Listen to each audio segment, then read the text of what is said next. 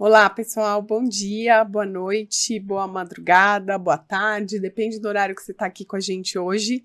Obrigada por estar conosco. Estou muito feliz de poder estar com o Lucas e o Edu hoje, batendo um papinho de perspectiva 2025, retrospectiva 2024, e com luzes hoje roxas e azuis, e a gente aqui com o logo do grupo Pact Legal Insights. Vai ser muito bacana bater um pouquinho de papo com vocês sobre as impressões do mercado jurídico em geral com relação a 2024 e dividir um pouco mais sobre nossa trajetória ao longo de 2024 e o que a gente tem de impressão para 2025. Para quem não me conhece, eu me chamo Carol Ranudi, eu sou Head de Business Development aqui da Pact e também cuido da área de consultoria. Obrigadão pelo interesse em conhecer um pouquinho mais da gente e trocar com a gente, acima de tudo.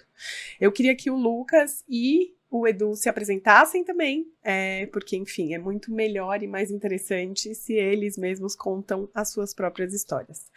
Quem quer começar? Eu posso começar. Eu sou o Lucas, prazer para quem não me conhece ainda.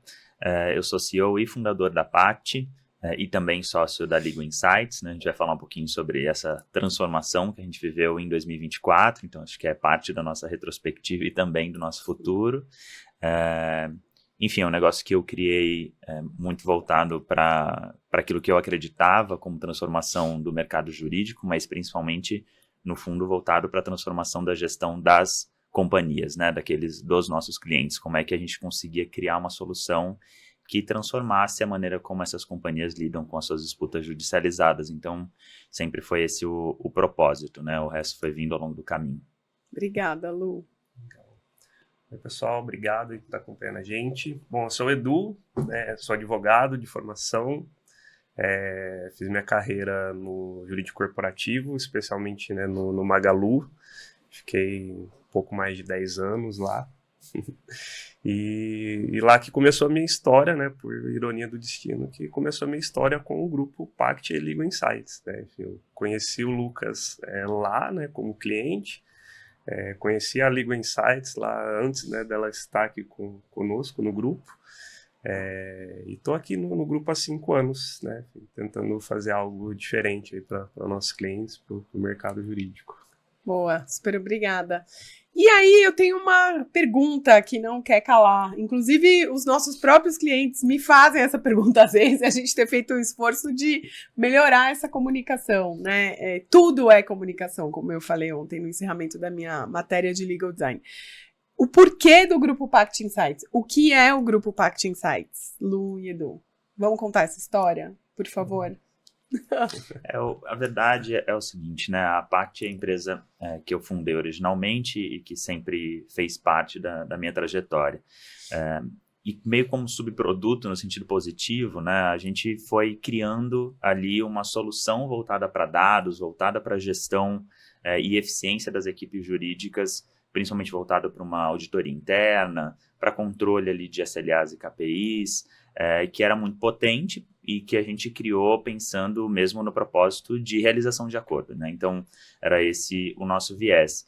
E a gente entendeu que existia uma demanda para que essa solução fosse aplicada, no fundo, para problemas diversos, não necessariamente só os processos trabalhistas que iam ser negociados, né? Então, a gente começou a imaginar como é que a gente conseguia empacotar essa solução dentro de um produto de maneira competitiva e que fizesse sentido para a realidade das equipes jurídicas. E aí foi onde a Legal Insights cruzou o nosso caminho, né? Então, a gente já tinha a solução do ponto de vista de dados ali, de como isso acontecia, mas a gente não tinha um produto para ir a mercado. A Legal Insights surgiu no nosso caminho, foi fundada por outras pessoas, pelo Marcos e pelo Gabriel, são pessoas super bacanas, mais ou menos na mesma época que a Pact foi fundada, então a gente conviveu em muitos clientes simultaneamente, mas que estavam ali por razões pessoais em transformação, e a gente decidiu, portanto, que a Legal Insights era um bom caminho para a gente pegar esse produto voltado a dados de gestão de provisão e empacotar para os clientes, né? O Du já estava na Pact e conhecia muito bem o produto, então deu segurança para a gente olhar para esse negócio e entender como que ele se acoplava ali na nossa estratégia. Agora vamos completar 2 anos, né, Du? Está Exato. quase completando 2 anos, apesar da Legal Insight já ter aí praticamente 8, 9 anos de existência. E a gente, de fato, começou a transformar o produto da Legal Insights também, né? Então, originalmente a Legal Insights tinha um viés exclusivamente voltado para BI. Hoje em dia é um produto muito mais robusto nesse sentido, porque a gente conseguiu agregar aquelas soluções que a gente tinha antes. E a gente começou a trabalhar como é que a gente reunia essas duas empresas sob o mesmo guarda-chuva. Como é que a gente conseguia trazer o mesmo conceito de gestão do ponto de vista operacional e de pessoas, e também para a gente conversar com o cliente numa mesma língua. Não faz sentido que o Magazine Luiza, que é atendido pelas duas frentes, seja atendido com linguagens e de maneiras totalmente desconexas, né? Então, o conceito do grupo veio muito nessa direção para a gente conseguir ter uma narrativa em comum. As empresas seguem sendo autônomas, com equipes dedicadas, né? Então não existe essa sobreposição. O Magazine Luiza, aqui como exemplo, que também é público, é atendido por 2 pessoas, né? Então, assim, tem 2 pontos focais. Então, isso existe, mas na hora que às vezes a gente vai pensar uma solução global, a gente pensa como grupo e pensa nessa solução, né? E acho que parte disso foi muito provocado e catalisado pela discussão de estúdio, né? A Carol veio pro grupo no início desse ano, e trouxe muito essa provocação dessa zona cinzenta muito de convivência desses negócios, e muito como a gente conseguiu usar o design como uma ferramenta para a gente criar essas soluções conjuntas. Então a gente viu ali essa necessidade de comunicar direito essa organização como um grupo único que tem participação em todos esses negócios, apesar de eles serem autônomos e dedicados exclusivamente aos seus objetivos, né? Sim, obrigada. Começa a cair por terra o mistério. E você, Edu, por favor? Não, só complementar o que o Lu falou, assim, acho que a gente está complementando esse 2024 foi o primeiro ano completo aí de Legal Insights, né, sobre a nossa gestão, assim, então acho que realmente foi um ano a gente aprender bastante, putz, esse é o caminho que a gente quer para esse negócio, assim, eu acho que essa foi uma aposta que a gente fez lá atrás, quando a gente trouxe a Legal Insights para o grupo. A gente falou, putz, a gente vai colocar isso tudo sobre uma mesma marca, como que vai ser essa dinâmica, e o que o Lucas falou, assim, acho que a ideia, a gente ter essas equipes dedicadas é para potencializar os 2 negócios, né, mas onde convergir, né, um vai ajudar o outro, né, a Pact hoje é cliente da Legal Insights, né, e a Legal Insights, né, ajuda na gestão do produto de acordos da Pact, né, então, onde tem sinergia, ela se conversa. Então, acho que esse ano foi um ano que a gente realmente consolidou que a nossa estratégia de pensar na Legal Insights como uma plataforma com várias engrenagens, com mini produtos ali dentro, está fazendo sentido, né, e é isso que a gente quer levar para os nossos clientes. A gente realmente quer ser o parceiro de dados, né, dos nossos clientes, né? Acho que Sim. tudo começa aí. Obrigada. Eu sempre brinco com os alunos, enfim, com as pessoas, que a gente não consegue pautar as nossas escolhas olhando para trás, porque a gente era uma pessoa diferente naquele momento em que a gente fez aquela escolha, ou construiu aquela história, ou, enfim, tomou aquela decisão. Então, isso é um ponto interessante de fazer uma metáfora aqui também. Qual era o ponto de tomada de decisão quando você fundou a Pact e quando vocês tomam a decisão de comprar a Legal Insights e hoje, né, quem é o grupo, quem era você, qual é a narrativa, quem é a comunidade jurídica, quais são os desafios hoje? É mais filosófico, eu sei, gente. Respondam com o viés ou a perspectiva que quiserem. E você, Edu, né? Quem era você quando você entra no grupo? Como foi essa escolha? Quem era você e quem eram, né, vocês ao comprar a Legal Insights? E qual é o ponto hoje, né? Quase Natal, quase champanhe no Réveillon, se Deus quiser. Não, acho que a Pact, né, eu entrei aqui, né, no grupo pela Pact, enfim, apareceu, como eu falei no começo, conheci como cliente, né, enfim, tinha esse desafio lá na empresa, que era a redução de passivo trabalhista, e começou a parceria com o Lucas e todo o time, e eu fui me apaixonando cada vez mais pelo produto, pela forma de trabalho, pela forma como eles enxergavam esse desafio, como eles pensavam em dados, né? A gente fala, a Pact faz acordo, reduz o passivo trabalhista, mas tem um trabalho de entender, de, né, equalizar a base processual ali, que faz a gente conseguir os resultados que a gente consegue hoje. E como eu estava há muito tempo ali no jurídico corporativo, isso foi meio que natural, essa troca de movimento, assim, putz, faz sentido você estar aqui com a gente, né, alguém do mercado estar dentro da Pact, e aí, enfim, a gente, né, fez essa transição. Eu acho que era um momento de vida que eu queria algo novo, queria expandir, né, tudo que eu aprendi, tudo que eu apliquei no Magalu, eu queria aplicar para outras pessoas, para outras realidades, né? Então é isso que me inspirou a fazer esse movimento de estar na Pact. E no meio do caminho, né, enfim, como o Lucas comentou, a gente, né, com esse viés de dados, de estruturar dados, meu primeiro contato com a Legal Insights foi muito mais numa parceria, né? A gente é super aberto a isso, de criar parcerias, conexões, e o começo da conversa foi isso, né? Pô, vamos potencializar esse produto de dados que a gente oferta para os clientes, como o Pact ainda, junto com a plataforma de BI da Legal Insights. E nessas conversas, enfim, os antigos sócios queriam seguir outros rumos, a gente, né, decidiu fazer essa aposta e trazer a Legal Insights para o grupo, né? E aí, né, nas nossas conversas ali, a gente entendeu que faria sentido, né, eu estar à frente desse produto, enfim. Então, desde então, estou liderando realmente a Legal Insights para fazer ela crescer, enfim, né? Acho que esse é o grande objetivo, né? Assim, eu como cliente, eu fui o primeiro cliente da Legal Insights, né? Isso eu não falei, né? Conheci a Legal Insights também quando eu estava no jurídico do Magazine, e eu fui o primeiro cliente. Assim, eu apostei, né, no MVP da Legal Insights lá com os antigos sócios, né? Então acho que eu tive ajudei eles a construírem o produto lá atrás, né? Então foi muito bacana quando surgiu a oportunidade de agora eu poder liderar esse produto que eu apostei lá atrás como cliente, assim, né? Então acho que isso, né, só reforça a qualidade do produto, né? Eu apostei lá atrás como cliente, estou apostando agora também como sócio do grupo, né? Obrigada, Lu. E aí, Lu? A verdade é o seguinte, pensando assim, né, nessa retrospectiva mais longa, a Pact vai fazer quase 7 anos agora, mas eu acho que no fundo, há 7, 8 anos atrás, eu era muito mais inconsequente do que eu sou hoje. Eu continuo tomador de risco como sempre, eu sempre me atraí por isso, mas tem uma inconsequência que acho que é necessária quando você vai empreender, né, na minha opinião. E eu tinha e tenho ainda em alguma medida essa inconsequência. Ela era muito maior lá atrás, eu tinha 26 anos de idade, né? Mas eu era muito inconformado com algumas coisas, né? E eu tive a oportunidade, nos meus primeiros 5 anos ali de vida profissional, de conviver muito com tomadores de decisões de grandes empresas.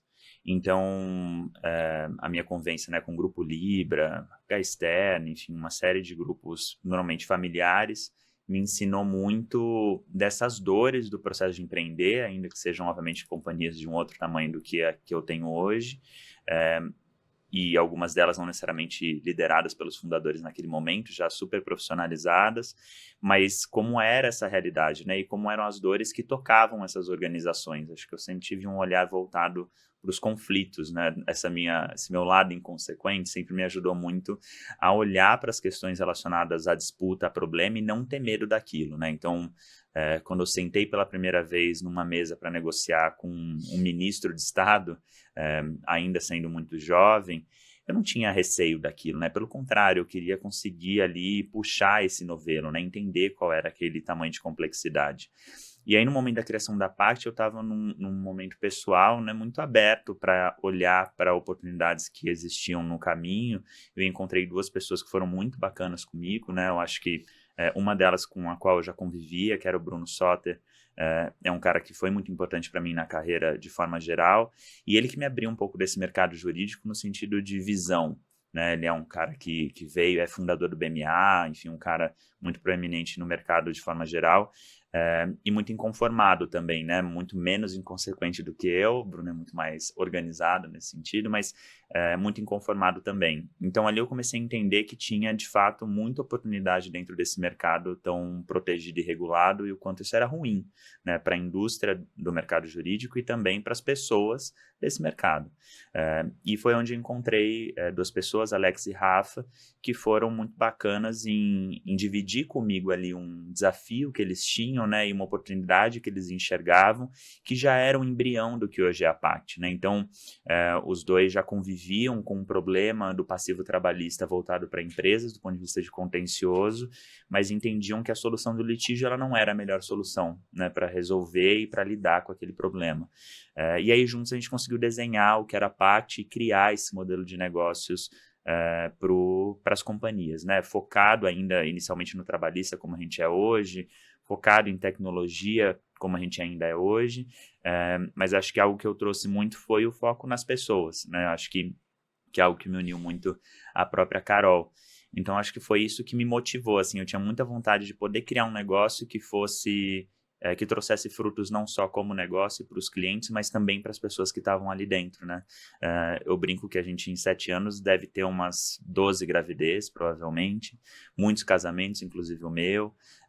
Então, acho que isso foi mostrando o quanto que é importante, né? O quanto que a gente faz diferença na vida das pessoas que a gente vai convivendo. E o negócio foi amadurecendo nesse sentido, né? Então, acho que, em retrospectiva, é muito essa construção, que é individual, mas ela também é coletiva, né? Sim. Obrigada, super obrigada. E eu queria falar sobre números. Boa. É o que a gente gosta, né? Dados.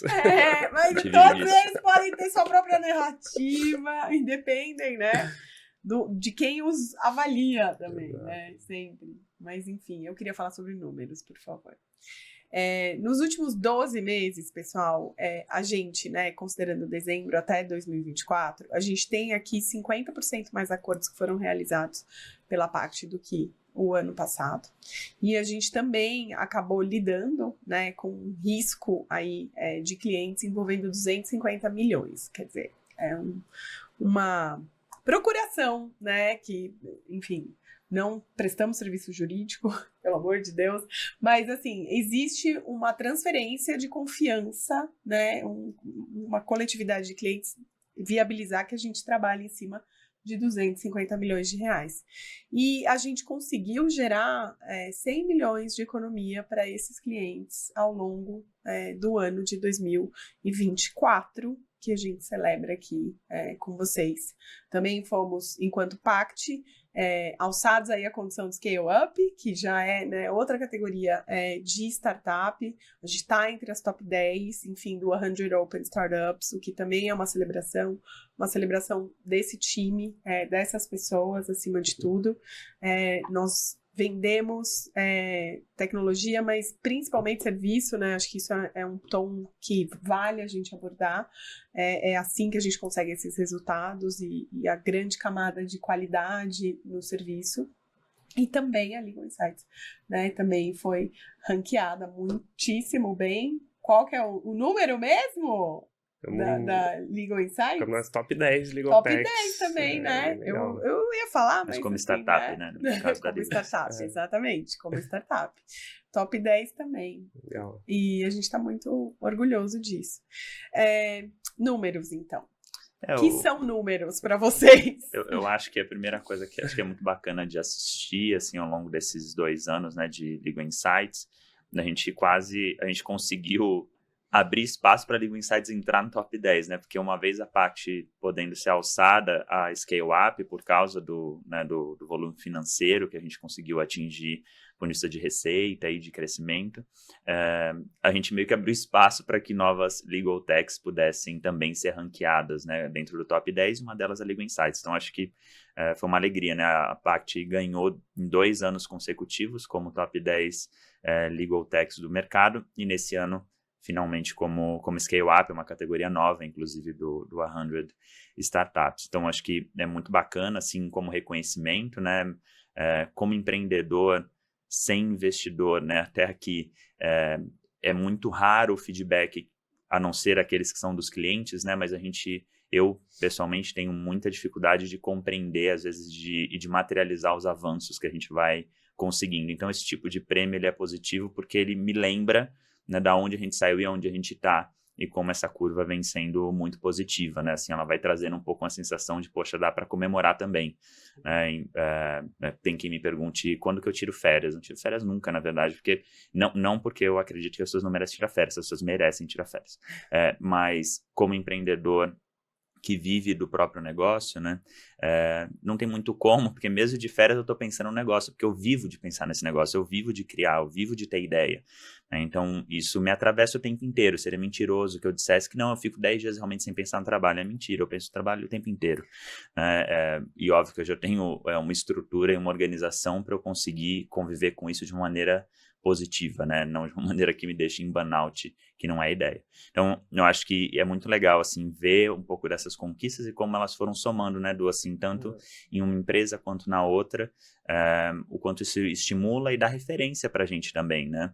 É legal reconhecer que o 100 Startups, ele é um prêmio por voto dos seus próprios clientes, né? E pelos contratos que você tem com seus próprios clientes. Então, não é que é uma seleção feita por PR, por relacionamento, pelos números informados, não. Tem todo um processo de auditoria, de manifestação dos seus clientes envolvidos. Então, são vários feedbacks num único prêmio. Né? Alguns desse reconhecimento de, poxa, que legal a nossa trajetória, onde a gente está chegando. E o outro é muito bacana ver que os nossos clientes não só falam para a gente que gostam do trabalho e dão os feedbacks do ponto de vista operacional, mas também nos reconhece quando consultados por uma parte neutra terceira. Né? Então, acho que é muito legal assim, ver esse cenário, né, Du? Com certeza. Acho que os números não mentem, né? A gente sempre fala disso. Assim, acho que os números da Legal mostram essa confiança dos clientes. Assim, acho que as renovações de contratos que a gente teve, os números de acesso, daqui a pouco a gente fala um pouquinho aí também, isso, né, isso que nos levou a ganhar esse prêmio, assim, né? Porque como o Lucas falou, assim, o cliente precisa validar aquela prestação, a renovação, o valor do contrato, o tempo de contrato, né? Então, os clientes realmente confiaram na gente em prorrogar esse relacionamento, que alguns clientes que já existiam, e de novos também, né? Esse ano a gente conseguiu aí 6 novos clientes, né? Fora os clientes antigos que continuaram, né, confiando na gente. Então é bem bacana, né? Então, falando um pouquinho de números, assim, hoje a gente teve esse ano mais de 16 mil acessos à plataforma. Isso dá 15% em relação ao ano passado, olhando a mesma base de clientes, assim, né? Sem considerar esses novos. Então, acho que esse é o nosso maior indicador aqui, né? Se o cliente está usando, ele está acessando, aquilo está fazendo sentido para o dia a dia dele, né? Tá, né? Assim, tá aumentando o acesso, né? Enfim, acho que de tickets, né, que a gente chama de melhoria contínua, praticamente 700 atendimentos, né? Então, a gente está sempre evoluindo ali a plataforma junto com o cliente, né, para ela realmente ser cada vez mais útil, né? Para ela fazer a diferença de verdade ali no dia a dia do cliente. Sim. E posso só complementar claro. um ponto do Du que você falou, que é a questão dos serviços, né? Sim. Eu nunca acreditei em venda de produto de maneira seca, principalmente para cliente corporativo, né? Ou cliente organizado, né? Não estou falando aqui da pessoa física. Porque a organização é muito complexa, né? Então, você falar, toma aqui minha plataforma, opera aí, você meio que cria mais problema do que você necessariamente cria soluções, né? E o mercado jurídico já é um mercado muito espremido nesse sentido, até porque é natural, né? Não é core de nenhuma empresa ser especialista jurídica. E eu não estou dizendo que as pessoas que lideram essas equipes não são, e elas são incríveis, né? A gente tem milhares de exemplos aqui para dar. Mas o meu ponto é que, né, a JBS, o core do negócio dela não é esse. Né? Isso faz parte da estratégia, né? Da Klabin, do Magalu, do iFood, seja de quem for. Então, naturalmente, essas equipes estão sempre ali um pouco espremidas pelo orçamento, às vezes negligenciada pela estratégia, e sofrendo um pouco. Então, na hora que você começa a jogar ferramentas na mão dessas pessoas, você vai criando sobreposição, né, de uma maneira que não necessariamente elas conseguem chegar na solução fim. Então, eu nunca acreditei nesse caminho, e dado que a gente decidiu lá atrás, quando a Pact foi fundada, montar um negócio que seria bootstrapping, pelo menos, né, nos primeiros anos, e assim a gente continua, inclusive, porque ele foi dando muito certo, não fazia sentido que a gente confiasse só em produto, porque, né, para você confiar só em produto, você tem um período fora do break-even muito mais forte e muito mais longo.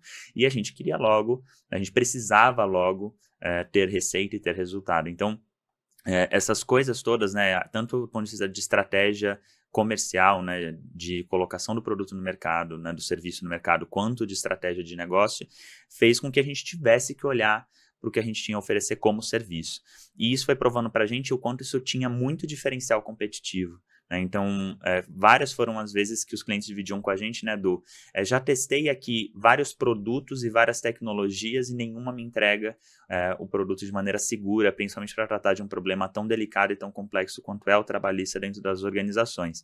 Então, ser um serviço, né, e botar pessoas nessa relação fez muita diferença e ainda faz muita diferença. Né? A gente ouve muitos dos nossos clientes, a Carol tem escutado muito isso, de eu contratei a Pact, contrato a Pact, mas em parte é porque eu também confio no Eduardo, no Lucas, na Laura, nas pessoas que essas pessoas vão conhecendo, né? Então, eu acho que isso fez muita diferença na nossa trajetória e tem feito muita diferença na Legal Insights também. A Legal Insights é um produto, é um software as a service, mas ele a gente vem apostando cada vez mais em fazer com que essa solução amadureça, acoplando serviços a ele, né? Então, eu acho que o case do iFood que a gente tem hoje, que é público, é muito positivo nesse sentido e acho que talvez tenha sido a nossa maior conquista de 2024 como produto / serviço, né? Como amadurecimento da estratégia de Legal Insights, que é fazer a gestão completa de uma base de contencioso, né? Então, não é só a ferramenta Legal Insights gerando os insights de gestão, gerando os KPIs e indicadores, mas é a ferramenta Legal Insights sendo uma janela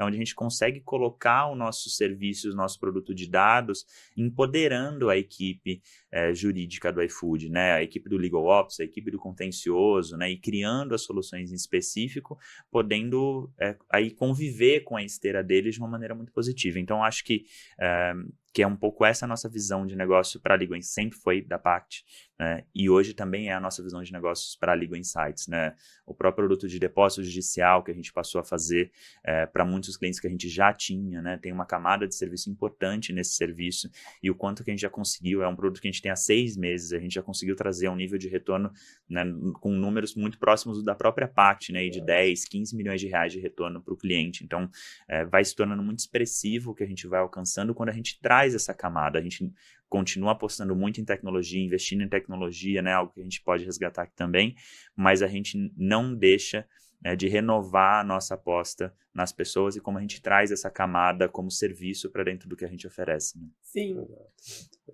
Esses dias até comentei com o Lucas, eu estava lá no Distrito, né, que é o ecossistema de inovação que a gente participa, e estava ouvindo uma palestra de um gigante da tecnologia na área de dados.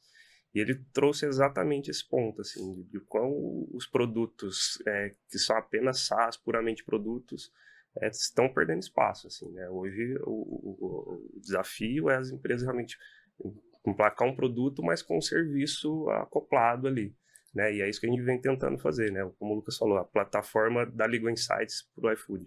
Não é a plataforma da Legal Insights, não é o iFood que usa a plataforma da Legal Insights. A Legal Insights usou a sua plataforma para criar um ambiente de gestão para o iFood. Né? A gente tem uma metodologia, a gente tem uma estrutura, uma infraestrutura tecnológica ali por trás, que a gente meio que replica para todos os clientes. Né? A partir dela que a gente constrói as soluções. Mas cada cliente tem a sua plataforma. Essa é a ideia. Sim, a personalização, a individuação, né? E eu acho que não tem como fugir disso, sabe? Acho que quando a gente está falando de relação B2B, as nossas estratégias de negócio, o que a gente faz, são focadas nas relações B2B, de negócio para negócio. Não tem como a gente fugir desse lugar, né? Como é que eu vou dizer para uma companhia aberta, que tem ali, né, passivos milionários, bilionários, que ou ela aceita do jeito que eu faço, ou eu não consigo fazer o que ela precisa? Cada universo é um universo, né? Se eu entregar para o Magazine Luiza a mesma coisa que eu entrego para o iFood, os dois provavelmente vão ficar infelizes na média, né? Eu acho que essa solução ela não é ganhadora, ela não tem vida de longo prazo. Acho que a gente tem 6, 7 anos de existência, e a Legal Insights também, em grande parte, por essa visão, né? E acho fundamental, assim, como estratégia de negócio, eu tenho minhas dúvidas se teria dado tão certo se a gente tivesse sido muito impositivo no formato do que a gente oferece. E se a gente tivesse tido também algo que era muito, hoje parece quase uma distopia, mas que era muito realidade há 7 anos atrás, que era uma discussão de, poxa, mas como é que você vai oferecer serviço para uma equipe que é jurídica? Isso não vai soar serviço jurídico? E, obviamente, de novo, né, aqui voltando para o lugar onde eu era e continuo sendo muito desapegado, inconsequente em alguma medida, isso sempre me importou muito pouco, mas era algo muito comum nos advogados com os quais eu convivia, essa preocupação. Mas, por outro lado, assim, não é, nem todo serviço ofertado para equipes jurídicas é um serviço jurídico, né? Nenhum dos serviços que a gente oferece é um serviço jurídico. Né, e, portanto, não são regulados, e alguns dos nossos clientes são escritórios de advocacia, inclusive. Né, porque o que a gente faz são serviços que não fazem parte desse universo de maneira exclusiva. Poxa, mas como é que você negocia? Eu negocio em paralelo, continua existindo o escritório fazendo o seu papel, litigando, protocolando a peça do próprio acordo. Né? Minha função não é essa. A minha função é justamente criar uma mesa de negociação paralela, né? Fora do processo judicial que está correndo e, obviamente, formalizando, né? Apoiando os advogados que têm a procuração a formalizarem aquele acordo que a gente alcançou. Mas, para mim, era muito claro essa questão. Né? Eu acho que a advocacia nesse sentido, e de novo eu sou um não advogado falando sobre isso, então obviamente eu sou muito menos apegado do que advogados, mas eu acho que a advocacia tem que ser protegida, porque de fato é um tipo de prestação de serviço que protege os direitos de todos os envolvidos e o processo de justiça no qual a gente confia, mas ele precisa ser protegido naquilo que é realmente exclusivo dele. Né? O resto precisa ser desrompido por tecnologia, pela forma de oferta, pela maneira como atende os clientes, senão a gente não consegue chegar naquilo que eu acho que é o objetivo em comum de todos esses atores, que é paz e justiça, é trabalho digno, os temas todos voltados para os objetivos de desenvolvimento sustentável que a gente vai falar mais adiante. Então, acho que é um pouco dessa visão, sabe? Sim. Não, e é engraçado, né? O Lucas puxa as coisas, levanta a bola e a gente fica levantando a bola. Porque, assim, é muito simbólico que a gente, hoje, na data que a gente está gravando esse episódio, dia 5 de dezembro de 2024, mais tarde a gente vai ter um evento de IA, né, no distrito, no Hub, aí onde a gente está com a sede, né, da PACT localizada, e a EY, né, a Lígia Augusto da EY, e também o sócio de Legal Tech e Inovação do Machado Meyer, que são parceiros e clientes nossos, vão estar dividindo o palco com a gente. Quer dizer, acho que a gente atingiu um nível de maturidade hoje entre escritórios, né, entre advogados, ainda num crescendo, né, ainda elevando a maturidade, mas entre escritórios, entre consultorias e clientes e legal techs, de que a gente entende que é um ecossistema que pode se ajudar e que serviços são acoplados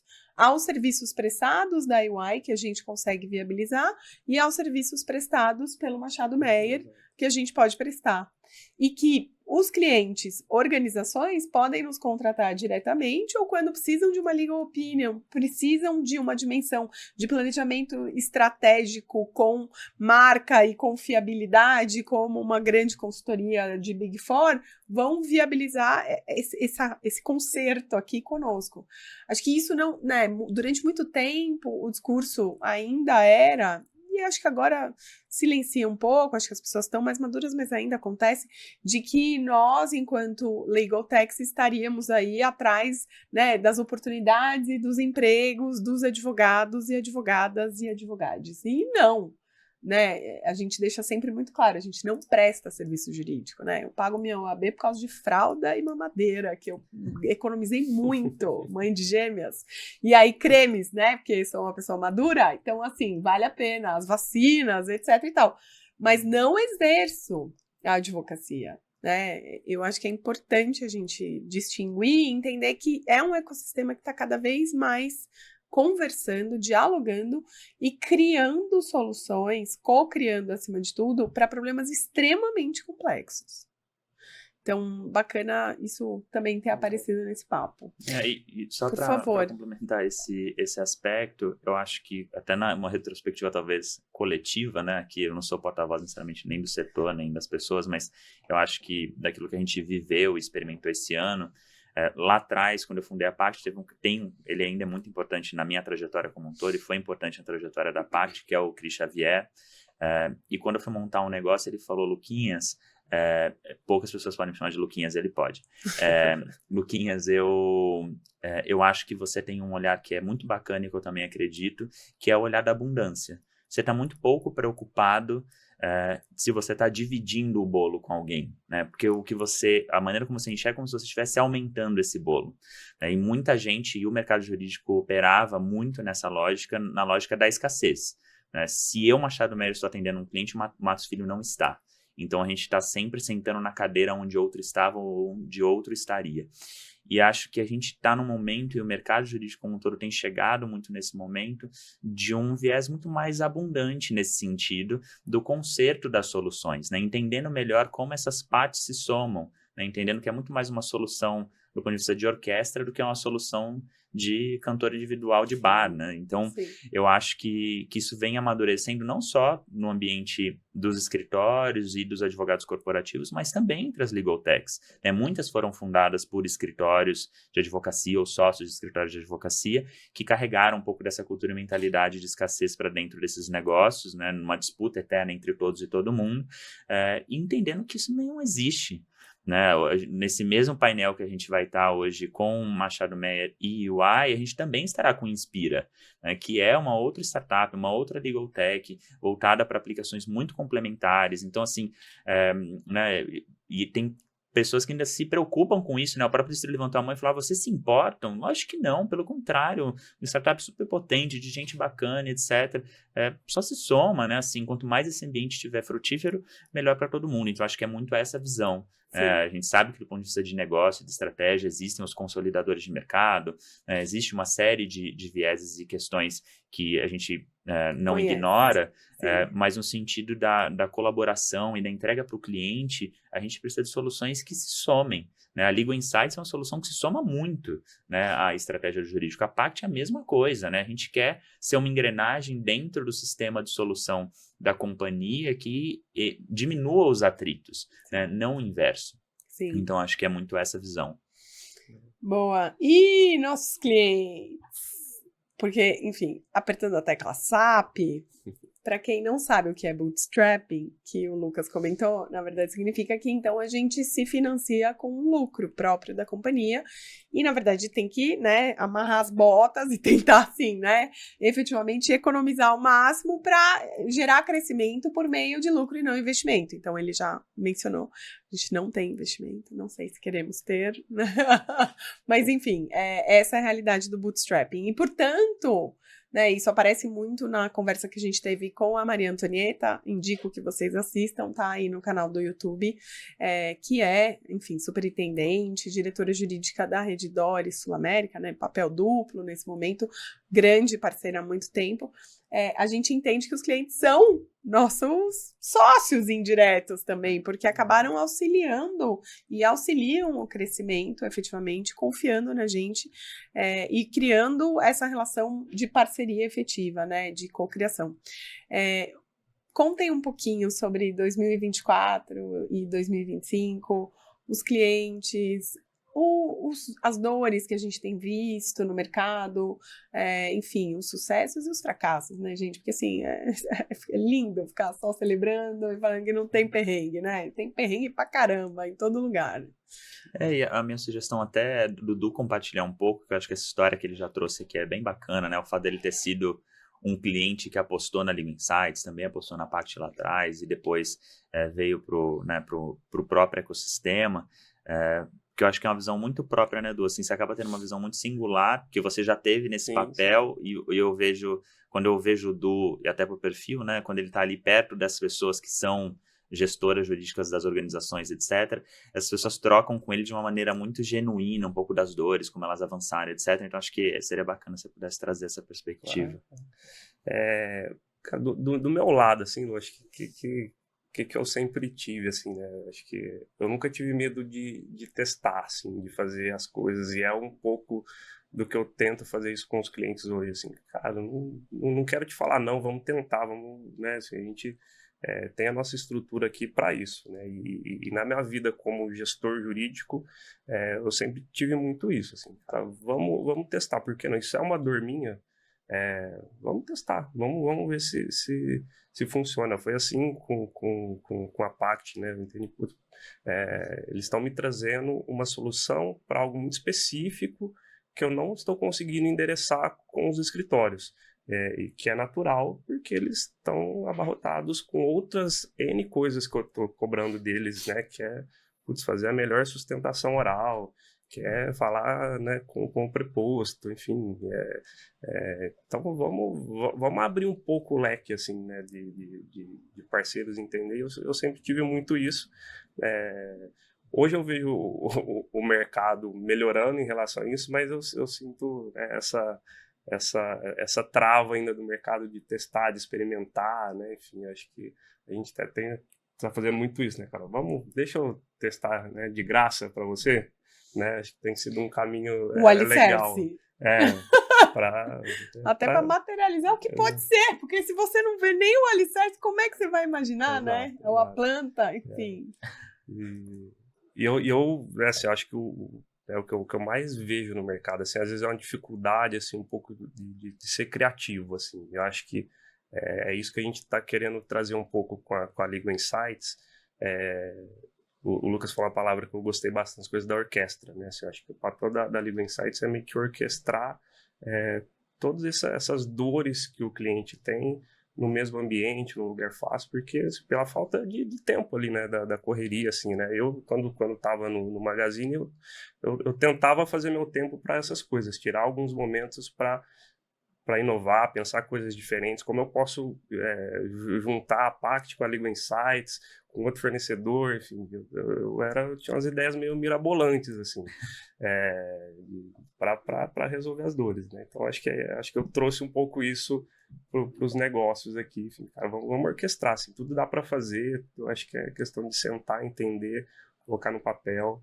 E eu acho que, né, já trazendo, né, o case do iFood que a gente, né, tem na Legal Insights esse ano, que foi, eu acho que o nosso maior destaque, foi isso, né? A gente começou estruturando a base de dados, né, no modelo Spot, aquilo virou recorrente, né, isso está no BI, a gente começou a atualizar as bases, a gente começou a receber os casos novos, antes era uma base específica, aí no meio do caminho falou, putz, cara, seria muito legal se a gente tivesse isso monitorado todo dia, né, em D+1.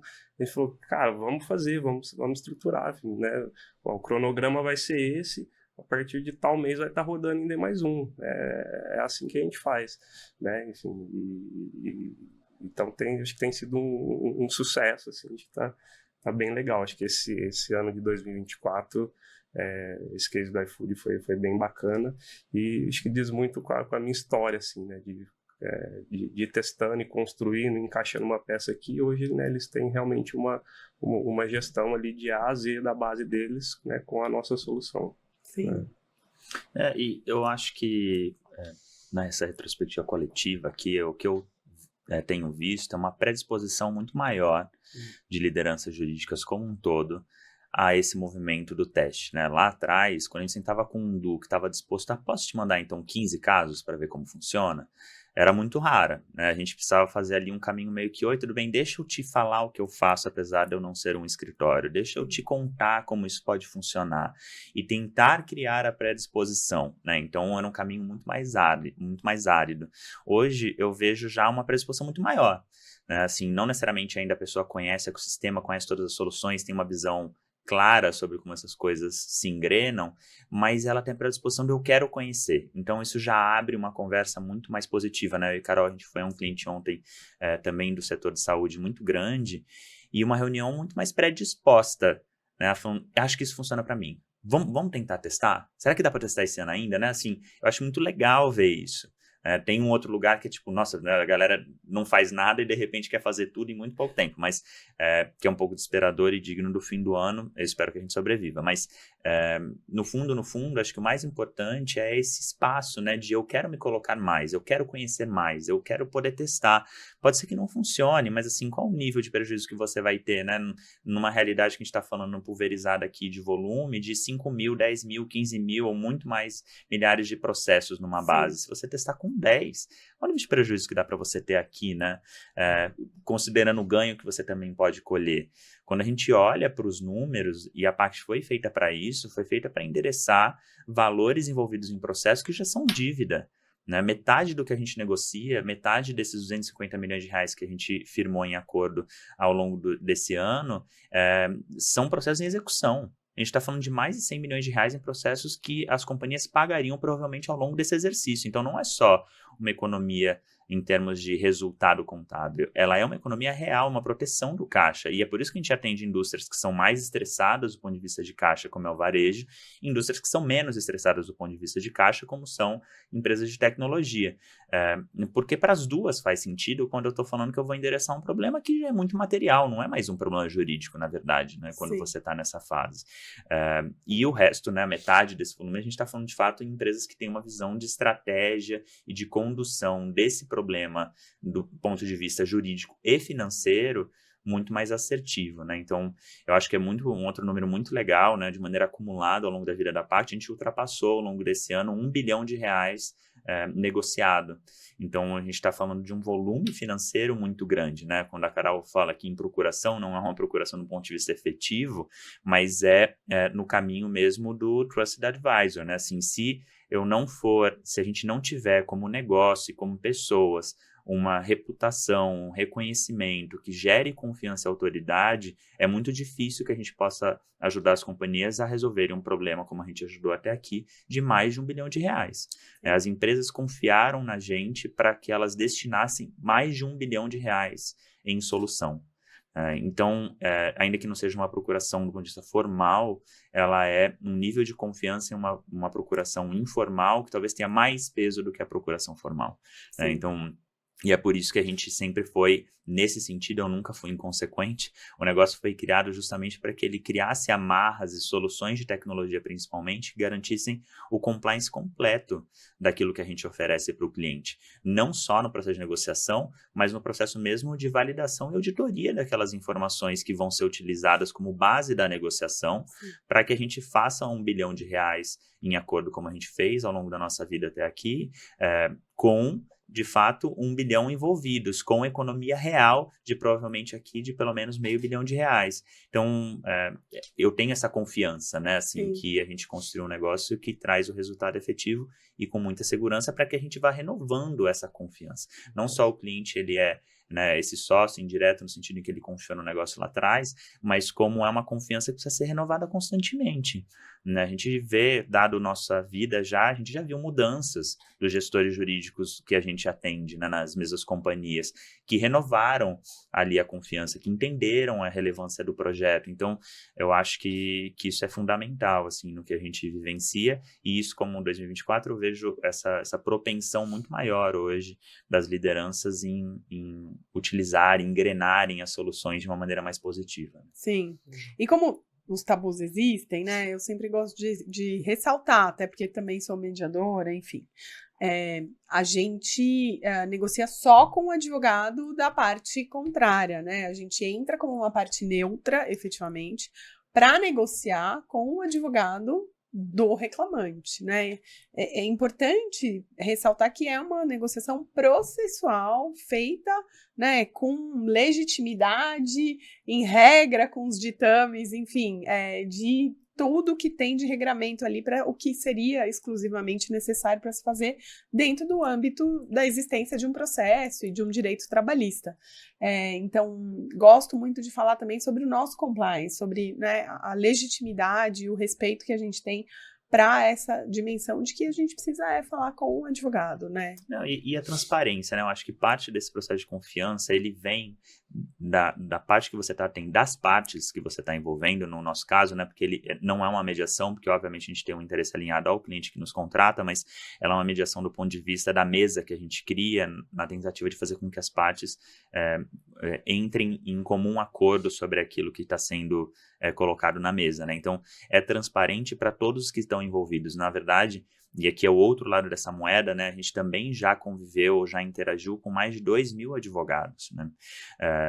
E esses advogados também confiam na gente quando a gente cria uma mesa de negociação que está fora do processo, né? Porque eu não estou dentro do processo judicial. Então, se eu não conseguir construir também essa ponte de confiança, essa ponte de legitimidade, seja por canais digitais ou não, né? Porque aí depende do perfil de cada advogado, a gente também não alcançaria o que a gente consegue alcançar.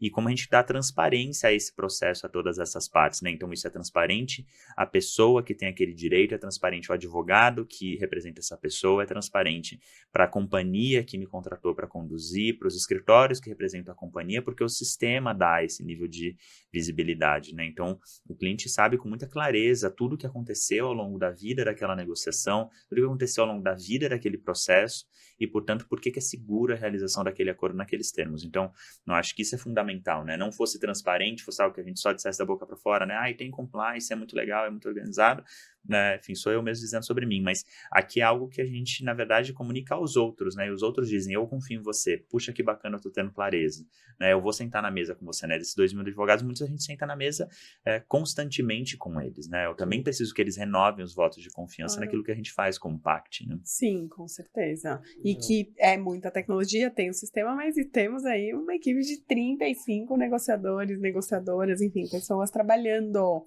fazendo negociação humanizada, porque decididamente desculpem as pessoas que discordam de mim, né? Isso é importante a gente discordar, adoro, mas eu acho que não tão cedo algum tipo de inteligência artificial, plataforma, chatbot vai negociar tão bem quanto nós, seres humanos, né? Decididamente.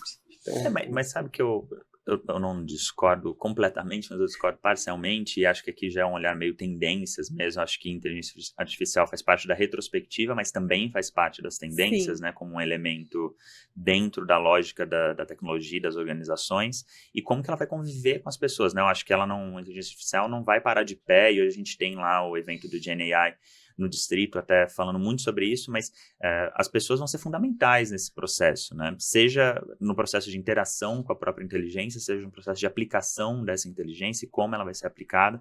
E eu acho que tem um espaço muito grande, a gente está investindo em tecnologia nesse sentido, né? A gente hoje já usa a IA em alguma medida dentro da PACT, muito mais ainda dentro da história da Legal Insights, o Du pode dividir um pouco depois, mas a nossa aposta grande para 2025 é no amadurecimento da aplicação das ferramentas de inteligência artificial dentro do nosso racional de negociação, que eu acho que ele pode potencializar em muito a interação humana com o outro lado, e eu acho, em alguma medida, que ele pode chegar num ponto de amadurecimento onde ele poderia substituir, inclusive no sentido pragmático. O meu ponto aqui sempre, e que às vezes as pessoas ignoram, é que uma negociação ela não é feita de um lado só. Então, me perguntar, Lucas, você negocia por plataforma, né, num esquema de plataforma, digitalmente, ou você negocia 1 a 1? A minha resposta é depende, aqui não é só porque eu fiz engenharia não, mas é porque de fato depende do outro lado.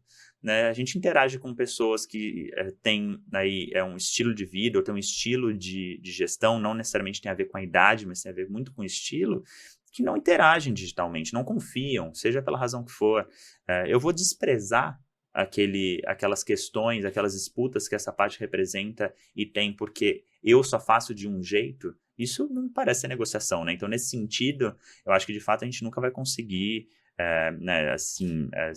ficar desprovido completamente de humanidade. Acho que de fato não, isso você tem completa razão, mas eu acho sim que a IA vai fazer cada vez mais parte desse ciclo e desses processos, sabe? E acho que ela pode muito potencializar os mecanismos de solução de disputas de um jeito muito mais eficiente, muito mais assertivo, né? Sim, concordo. Até por isso a gente tem, né, o projeto FAPESP, que é um projeto público, é um grande orgulho também para se celebrar, acho que faz parte da perspectiva para 2025 também. E queria ouvir vocês um pouco, contar que projeto é esse, né, que outro voto de confiança o Estado, né, nos deu, por favor. esse projeto é bem legal, depois o Lucas até fala um pouquinho, mas é bem nessa linha, até eu ia comentar isso antes de você falar isso, cara. Eu acho que tanto na parte quanto na liga, aquilo que eu falei, a gente tem métodos muito claros de como a gente faz as coisas, né? Então, quando entra um cliente novo, enfim, a gente tem aquele método, né? E lá na ponta a gente vai personalizar para cada um. Então, acho que a inteligência artificial está entrando nesse processo, é o que a gente está fazendo nesse projeto da FAPESP, que é a inteligência artificial meio que assistir esse método que a gente tem, esse operador, assim, a gente tem várias pessoas trabalhando, né, nesse método, desde do onboarding ali do cliente até o final, né? Então, a gente está usando a inteligência artificial para nos assistir nesse processo, né? Ela vai estar sempre ali nos assistindo para trazer um pouco mais de eficiência para esse processo nosso, né? Então, nesse projeto da FAPESP é meio que isso, assim, né? A inteligência artificial vai assistir o operador a negociar, né, melhor, né? Trazendo ali um termômetro, o tom de voz de quem está ali do outro lado, enfim, ajudar nessas pequenas percepções que às vezes o ser humano pode não conseguir, né, em forma escalável, né? Mas, né, o operador, o negociador realmente vai estar sempre ali, né? Mas o Lucas vai dar mais detalhes aqui, mas a ideia, né, do projeto da FAPESP foi isso, né? A inteligência artificial nos assistir o nosso método, né? Que é um método de sucesso e vai ser mais sucesso ainda, tenho certeza. Eu acho que é bem legal aqui a maneira como a FAPESP atua, né, no ecossistema como um todo. Assim, eu já fui bolsista FAPESP na vida, quando estava fazendo lá engenharia ambiental, por muitos anos, e foi super importante até como um amadurecimento profissional, assim, o nível de exigência da FAPESP, né, assim, um nível de profundidade em termos de tecnologia que a FAPESP exige, né, seja do ponto de vista de pesquisa, seja do ponto de vista de inovação.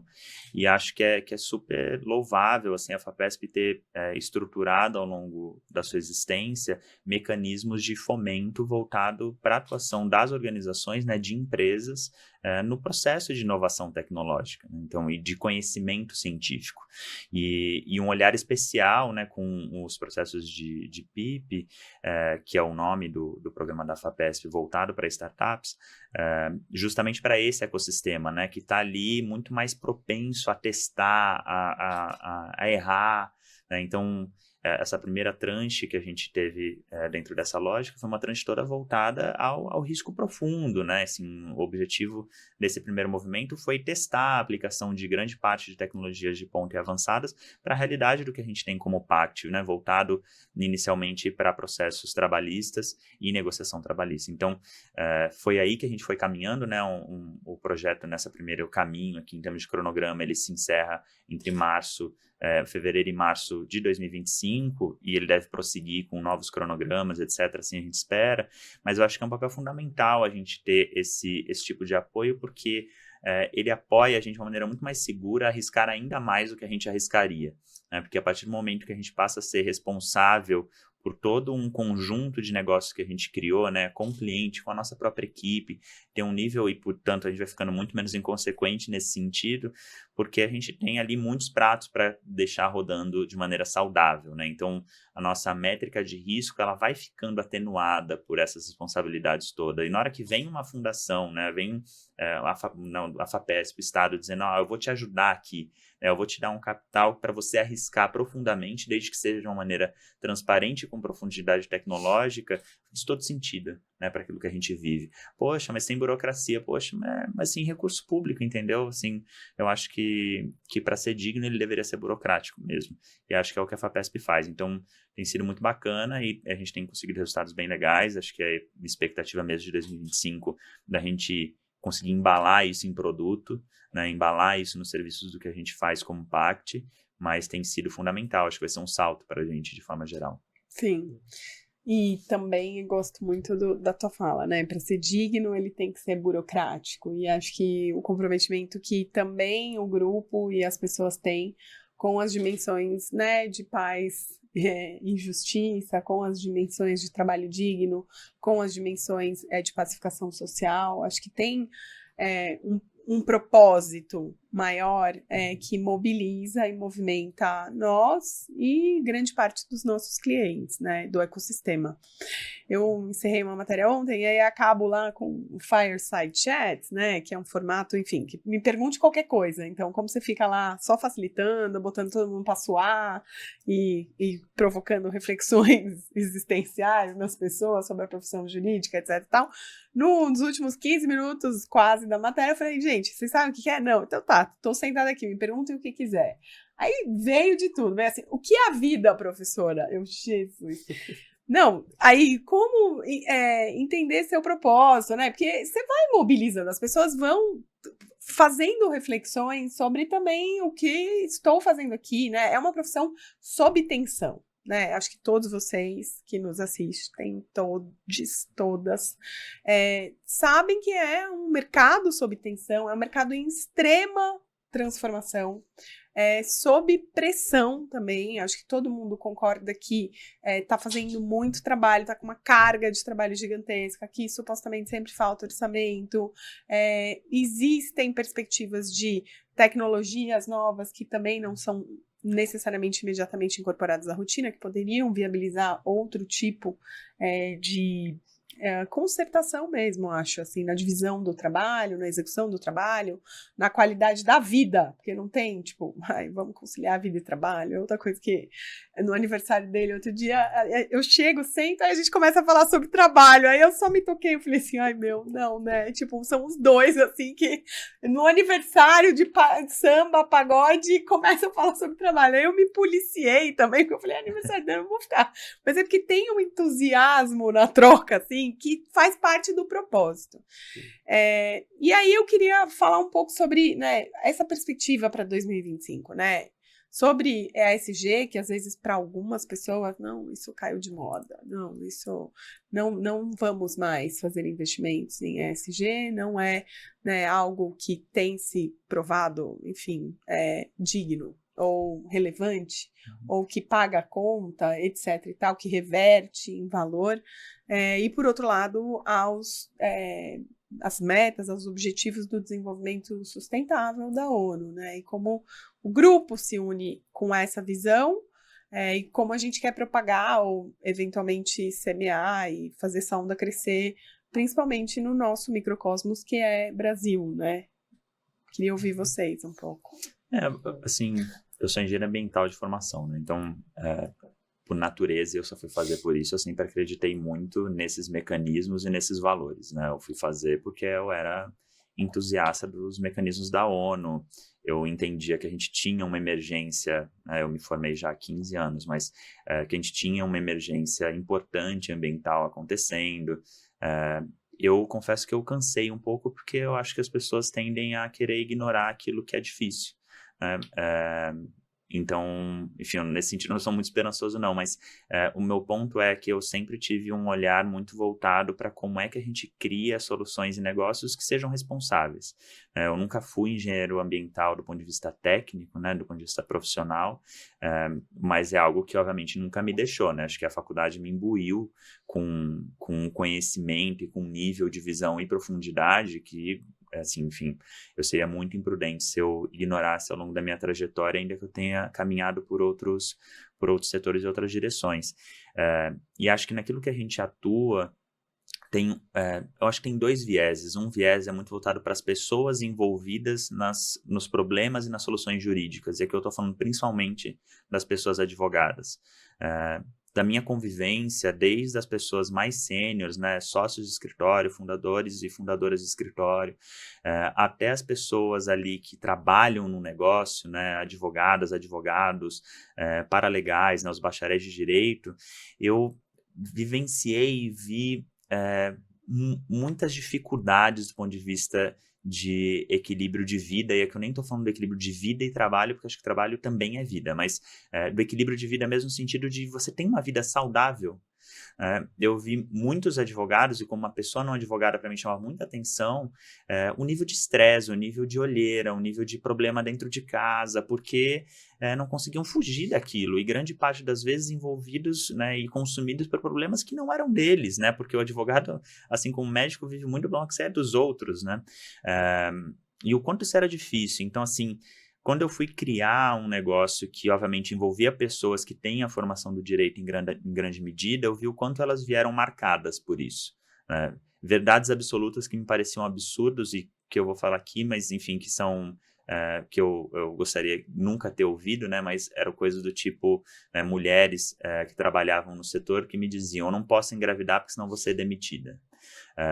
Eu não posso casar porque eu não consigo tirar férias, porque aqui não tem férias, porque não é CLT, que é algo, enfim, de uma opinião minha polêmica, não sei se polêmica, mas enfim, eu acho que a gente tem uma Constituição do Trabalho, basta você seguir, ela existe há muitos anos para dizer que ela é complexa e por isso que eu não sigo, e que é saudável, né, assim, eu acho que minha melhor amiga como empreendedor sempre foi a CLT, quem criou o máximo de justiça entre os meus interesses e os interesses dos meus empregados, então eu acho que tinha muito dessas marcas no ambiente jurídico e acho que isso vem evoluindo. Eu acho que essas pessoas, advogados, vêm se enxergando melhor dentro dos seus escopos, das suas funções, aonde moram esses limites, ao que eu estou disposto, né? Discussões muito positivas e aqui no caminho até da retrospectiva, eu mesmo fui convidado junto com a Carol para um evento no Lago São Francisco, na Faculdade de Direito, para falar sobre diversidade, sobre inclusão, né? Ou seja, é ali no cerne da formação dessas pessoas, uma abertura a trazer essa discussão, né, específica sobre o setor e que precisa acontecer, né? Não dá para a gente achar que é natural as pessoas dormirem embaixo da mesa do trabalho dentro de um escritório de advocacia, as pessoas entrarem em depressão, só conseguirem trabalhar com venvância. Acho que isso é um problema organizacional, não é um problema só individual. Acho que não dá para a gente se eximir desse papel e da nossa responsabilização sobre essa questão. Eu acho que assim como a gente teve muitas gravidezes, muitos casamentos, muitas evoluções em termos de vida, a gente também teve muitos problemas das pessoas. A gente passou pela pandemia, né? A gente teve que ajudar as pessoas de outro jeito. E ajudar aqui não de uma maneira filantrópica, não. Ajudar do ponto de vista de responsabilidade. Era minha responsabilidade também conseguir levar condições de trabalho às minhas pessoas que fossem saudáveis, né? Então, eu acho que tem algo que não faz parte deles, eles não são donos, acho que isso é muito claro no jeito que eu lidero a equipe até hoje, né, e o Du sabe e também lidera da mesma forma, seja por reflexo, seja por crença pessoal, mas essas pessoas estão lá para trabalhar, elas merecem respeito e eu tenho responsabilidades com elas que elas não têm, né, a preocupação e a obrigação de pagar os salários delas não é delas, é minha. Mas são elas que produzem a receita, essa é outra questão, né, o alinhamento de meta, de remuneração variável, são mecanismos que fazem parte dessa organização. Então, acho que esse é um viés importante que a gente chama de ESG, mas, sinceramente, eu considero como responsabilidade de um contrato social qualquer. Se você tem um CNPJ, se você é responsável, estatutário sobre um CNPJ, você tem essas obrigações, eu não acho que seja ESG. Então, esse é o meu jeito de enxergar esse viés. E tem um outro viés de fato que é relacionado ao propósito, né? Eu fiz há pouco tempo, eu estou fazendo MBA da Fundação Dom Cabral, e eu tive aula com um professor do INSEAD, que chama Subirragan, um cara bem bacana, que eu super recomendo, que fala sobre negócios integrados, Integrating Business, que é uma visão muito pragmática do que hoje a gente chama de ESG, ele fala sobre isso há muitos anos, né, há décadas, mas é desse lugar, de novo, da responsabilidade do propósito dos negócios.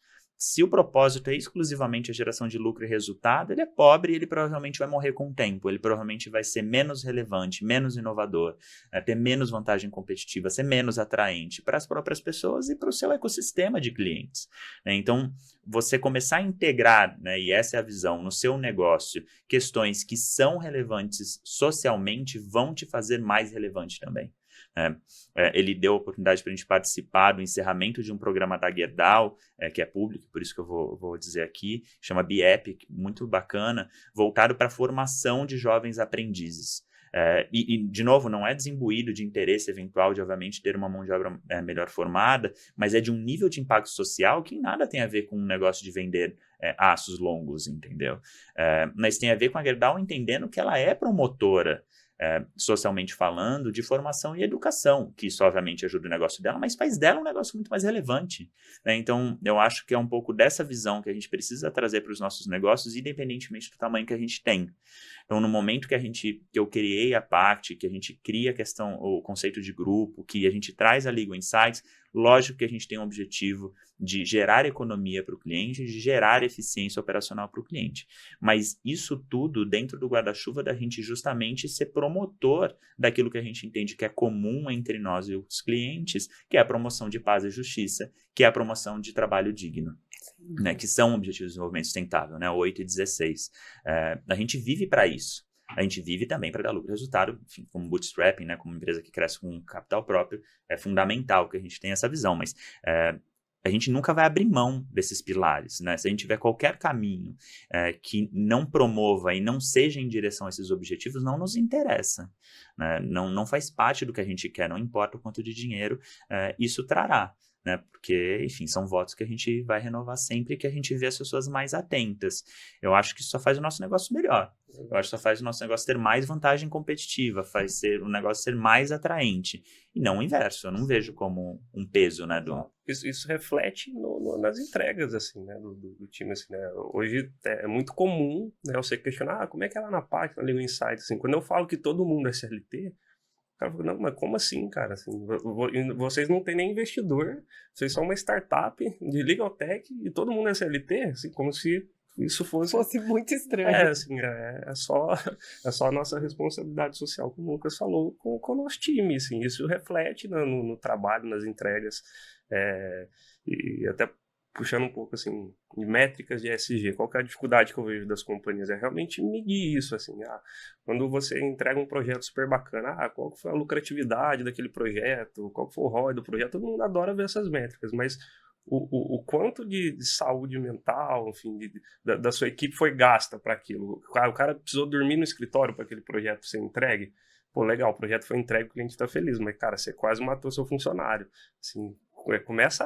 a entender assim, o custo disso, assim, o sangue, o suor do seu funcionário, assim, né? Começa a medir isso. Qual é o custo disso para você entregar o que você está entregando? Sim. Né? Assim, você não está registrando o seu funcionário para conseguir a margem.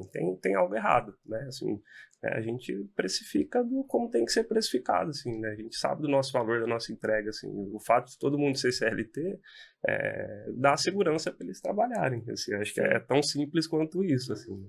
Sim. Eu acho que então em grandes corporações eu vejo essa dificuldade de medir, de acompanhar. Lógico, em empresas menores como a gente é mais fácil, mas as grandes corporações precisam realmente focar nisso, assim, criar métricas. Assim, eu vejo que todo mundo fala de ESG, mas não consegue efetivamente, né, medir, entender, né, valorizar, colocar isso no papel, quanto isso influencia no todo. Assim, né? Sim. E aqui eu acho que tem até uma medida, e eu sempre disse isso como metáfora, e obviamente é porque eu sou engenheiro ambiental, mas passivo judicial é igual esgoto de indústria. Se você analisar o esgoto da indústria, você vai entender todas as suas ineficiências. Todas. Porque tudo sai ali, né? O seu esgoto, a sua emissão atmosférica, né? Todos os seus rejeitos, eles contam muito sobre o que você faz. E sobre o quão eficiente você é. Isso é resultado, isso não é só responsabilidade ambiental, social e sustentabilidade do ponto de vista ambiental. Isso é, na verdade, você ser bom gestor, você ser eficiente, você trazer resultado na veia. Porque quanto melhor você entende os seus rejeitos, melhor você entende as suas ineficiências e o que você precisa corrigir. E passivo judicial é uma fotografia, um filme até, né, quando a gente faz de maneira recorrente, impecável do ponto de vista de ineficiência corporativa. Seja no viés contratual, seja no viés tributário, no viés trabalhista, no viés civil, né? Assim, a gente tem inúmeros cases na Legal Insights voltados para essas questões, né? Assim, que são muito intensas, né? Isso é um subproduto, no caso do acordo, porque ele dá visibilidade sobre algumas coisas, mas de maneira sistematizada, um trabalho bem feito de dados, de integração correta de ferramentas, consumo de dado público, ela traz para você um olhar impecável, assim, né? Quando as empresas falam, o gestor jurídico aqui, o diretor jurídico, o VP jurídico, ele cuida só dos problemas, ele não é estratégico. Como assim? Se é ele que tem o melhor conhecimento sobre as suas ineficiências como negócio, se o RH, né, numa discussão de pessoas, num planejamento estratégico, não traz o jurídico para ele alimentar esse contexto de dados, que planejamento você está fazendo? Ignorando essas soluções, Sim. né? A gente tem lideranças muito corajosas como clientes, uma delas é a Joyce, que é cliente, que é a diretora jurídica da VLI, e lá atrás, quando ela chamou a gente, ela falou assim, eu não aguento mais, eu não quero ficar enxugando gelo, e eu também não quero não poder munir a organização de informações que deem clareza sobre todos esses problemas que a gente carrega e como a gente pode ser proativo, porque né, numa lucidez absurda de dizer, eu não crio esses problemas, eu só lido com eles de uma maneira que eu mitigue ao máximo os riscos e as questões que a gente recebe, mas eu não estou dentro da organização operacionalmente falando a ponto de conseguir fazer com que esse tipo de problema diminua. Sim. Então, se eu não conseguir retroalimentar minha organização sobre isso, ela vai ser estrategicamente pior. Isso é fundamental, isso faz muita diferença, muda a posição do gestor jurídico, da liderança jurídica dentro da organização.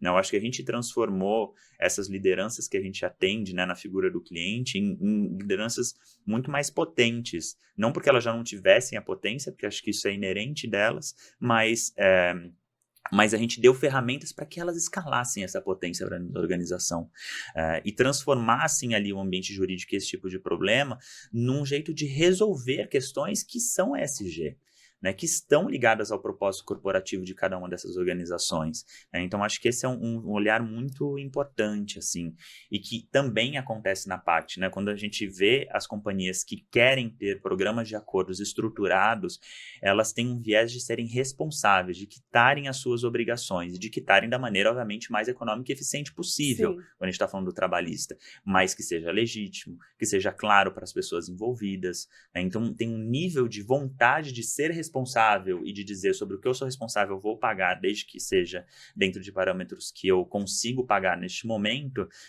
elas começam a cumprir muito mais com a sua responsabilidade, começam a endereçar muito melhor disputas que falam muito sobre elas, do ponto de vista reputacional, do ponto de vista de negócio, do ponto de vista de gestão. Quem quer trabalhar numa empresa que tem o dobro de processos trabalhistas do que seus concorrentes? Eu não gostaria, porque provavelmente tem ali muitos defeitos e muitos problemas que você vai viver, do ponto de vista de assédio, do ponto de vista de horas extras, do ponto de vista de equiparação salarial, né, seja o que for. Era uma companhia que é responsável nesse sentido, ela naturalmente é muito mais atraente, né, porque ela com certeza absoluta tem um contexto, um ambiente de trabalho muito mais positivo, é muito mais responsável com seus clientes, né? Uma empresa tem 30 mil processos consumeristas, uma empresa tem 10 mil e atua no mesmo setor, qual você prefere ser cliente? Eu com certeza prefiro daquela que não me causa problema, porque ninguém quer entrar com processo contra ninguém. Não, decididamente. Eu acho que as áreas jurídicas, as áreas de ESG, né, que estão se formando dentro das companhias, não enxergam o passivo judicial como uma questão de ESG. Assim, acho que dá para a gente, né, levantar essa bandeira aqui também, né, e até fazer essa provocação. Você que é profissional de ESG, você que é diretor jurídico, gestor jurídico, como vocês já trocaram essa informação, né? A área de ESG, entender o passivo judicial trabalhista, né, da companhia, encarar isso como um problema de ESG. Acho que poucas ou quase nenhuma enxergam dessa forma, né? Então, é isso que o Lucas falou, cara. O que você precisa fazer, o que você precisa melhorar, tá ali, né? O seu passivo judicial só conta o que está acontecendo, né? Então... E amarrando com um case público, enfim, eu apresentei em alguns espaços, alguns congressos já, né? Não por outra razão, trabalhando com ESG do iFood, né? No ano passado, um projeto de prevenção e gestão de conflitos com pessoas entregadoras.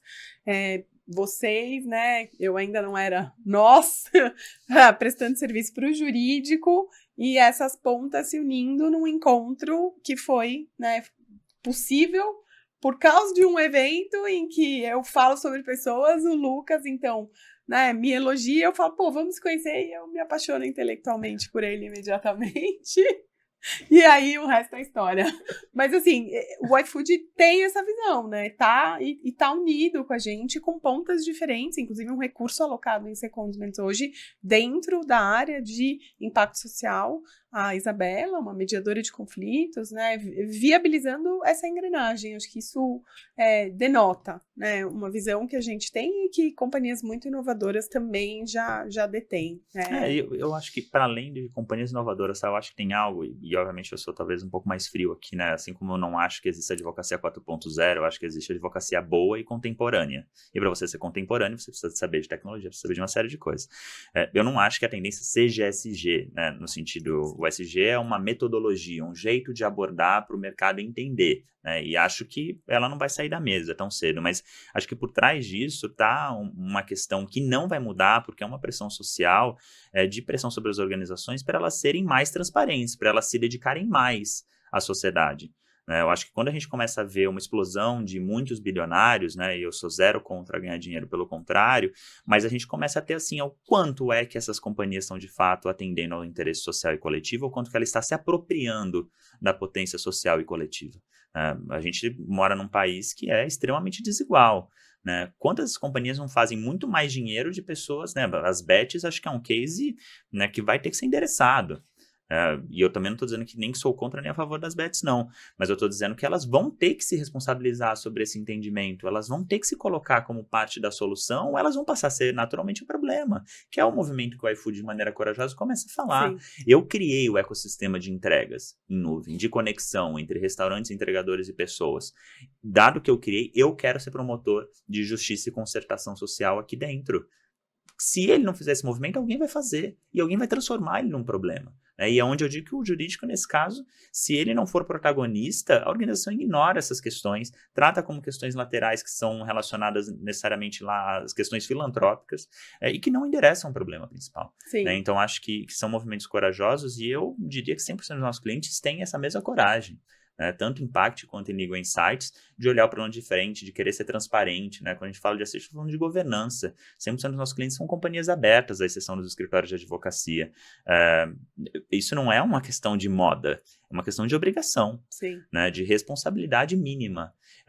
Isso precisa estar ali, não pode ser ignorado, e acho que cada vez menos é ignorado. Sim. E agora eu preciso caminhar para o encerramento, então, Jingle Bells, né? Assim, Happy New Year, Feliz Ano Novo. Seu desejo para 2025? Eu quero muito que o grupo continue crescendo, enfim, que a gente continue fazendo a diferença de verdade. Eu gosto muito de falar diferença de verdade, porque assim, acho que isso é um propósito muito forte, né? Na Pact, desde quando eu entrei, e agora com a Legal também, de fazer entregas de verdade, assim, né? De realmente o cliente se sentir satisfeito com o que ele está recebendo, aquilo está impactando positivamente ali o dia a dia dele, né? Enfim, e do ponto de vista pessoal, espero continuar aí com muita saúde, muita disposição para estar aqui fazendo as coisas acontecerem. Amém, axé. E você? A missão da Pact sempre foi, quando a gente criou lá atrás, fazer diferente para fazer a diferença. E é óbvio, como frase, ela é solta e necessariamente superficial, mas existe um reflexo nas atitudes e no comportamento de como eu criei o negócio, como as nossas lideranças lideram, como as nossas pessoas trabalham hoje, num ciclo de amadurecimento maior, são 7 anos agora já, de ter isso na cabeça, de sempre questionar aquilo que a gente está vendo na nossa frente, tanto do ponto de vista de compliance, de auditoria daquilo que a gente está olhando e está vendo, mas também do ponto de vista de, esse é o melhor caminho?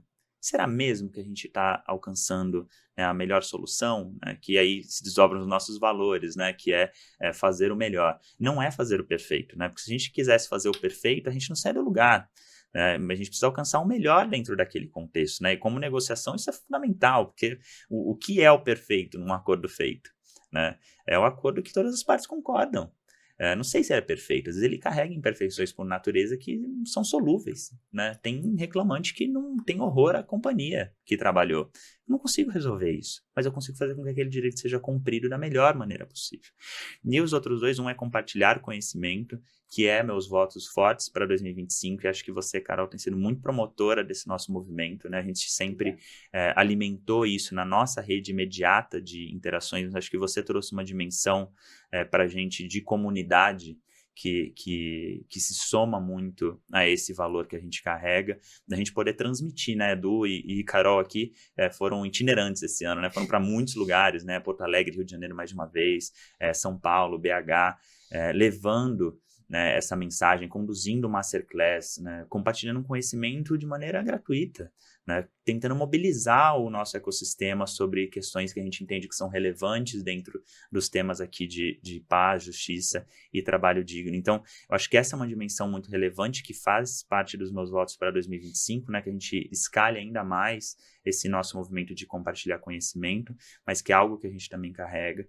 E o último é o ser de verdade, Eu acho que da minha trajetória pessoal, eu enfrentei várias vezes esse movimento, Eu, como um homem gay, enfrentei dentro de casa, com a sociedade, com a minha imediato, num ambiente de trabalho, eu preciso reforçar isso o tempo todo. Não é algo que eu estou disposto a deixar fora da mesa e ser diferente porque os outros não vão aceitar, né? Eu acho que existe esse limite da dignidade humana, onde a gente tem que ter o direito de ser de verdade, e acho que existe uma obrigação como seres sociais, né, e como negócios, de sermos de verdade, né? Eu acho que a gente vive num mundo muito conectado, com informação muito disponível, onde eu não acho que seja uma opção você ser de mentira, né? Ou você ser de verdade, mais ou menos. Sim. E acho que, de novo, né, esse com certeza é parte dos valores que eu renovo para 2025 e não coloco na mesa de negociação de nenhum jeito, né? E acho que o que eu celebraria esse ano seria isso, né? A gente conseguir ser muito fiel a esses valores, né, e entregar cada vez mais isso como serviço, como produto, como jeito de fazer. Eu acho que isso é fundamental. Bom, eu convido todos também, e aí vocês vão entender porque eu estou fazendo a ponte, para um lançamento de um livro que eu sou coautora, Prevenção de Disputas, mas talvez isso aqui vai ao ar quando já tiver acontecido, então, enfim, me chama para tomar um café para a gente falar sobre o livro. Mas por que eu vou falar do livro, né? Ele é lançado agora dia 10, na terça-feira, no Shopping JK. Eu uni ali filosofia, direito, design, e naveguei um pouco uma dimensão sobre resolução de problemas complexos. E ontem eu tive um insight que vai virar artigo com a Bruna, uma aluna pela segunda vez, porque eu fico feliz, né? Eu já fico feliz quando escolhem as minhas matérias optativas. Quando eu vejo a pessoa lá pela segunda, pela terceira vez, eu falo, tá bom. Tem as pessoas que realmente eu dou um choque demais, mas tem a galera que gosta de tomar choque e vem aqui pela terceira vez. E a gente vai escrever, porque eu e o Lucas, ontem a gente estava numa reunião, enfim, e eu tive esse insight, falei, nossa, né, muito, o tempo e a pulsão, elas são muito distintas, né, às vezes no ambiente jurídico, no nosso microcosmos, e no ambiente, enfim, normal, corporativo, entre aspas, né? O ambiente que é o ambiente de negócios, o ambiente de transacionar, de vender ou de se relacionar com a comunidade, enfim, a economia. Que é a história da psicanálise, né? Da pulsão de vida ou daquele chamado à morte, né? Eros e Thanatos, assim. Então, eu desejo em 2025 que a gente tenha no nosso microcosmos jurídico mais Eros, né? Mais conexão, mais afeto, mais colaboração, mais prazer, porque isso é importante, o prazer no propósito, no que você está fazendo, fazer sentido aquilo que está ao seu redor, e eu tenho certeza que a gente consegue contribuir com isso, colaborando com você que está assistindo a gente, co-criando com você. Então, que 2025 seja um ano de muito Eros e menos Thanatos no microcosmos jurídico, é o que eu desejo. Maravilhoso. Obrigada, gente. Feliz Ano Novo, Feliz Natal e até breve. Nossa, Beijo. Obrigada.